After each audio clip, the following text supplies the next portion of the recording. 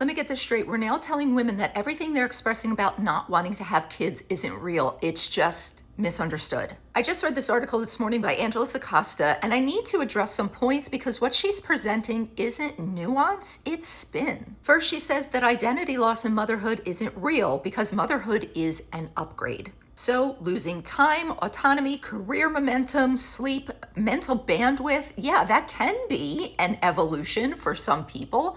But for others, it's a complete loss of self. And pretending that the positive evolution is universal is reductive and dismissive of people who do not feel that way. Next, she says there's never a perfect time financially to have a child. You just make it work. Oh, do you make it work or do you cope?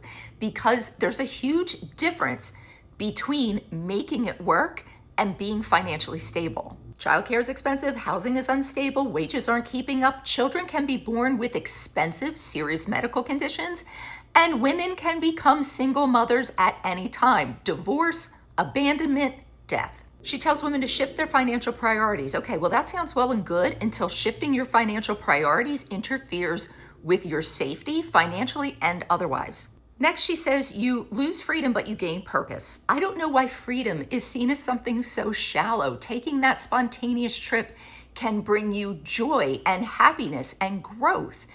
We get this idea that motherhood is the only path to purpose, but many of us have found purpose in our lives, our careers, our hobbies, our friends, our families, which don't have to involve children. One of the last things she says is that parenting regret is rare and joy exists. Well, of course it does, but so does parental regret. There are entire Reddit threads about it. Some people are talking about it openly. Some people are whispering about it. Some people are talking about it anonymously, because if you do express that, there is pushback. There's been a wave of content telling women that fulfillment only comes from having children, and it has a soft aesthetic and an it will all be worth it type of messaging. Why is that? Who's convincing them that they should? And why are they so desperate to convince women that it is the only road to empowerment?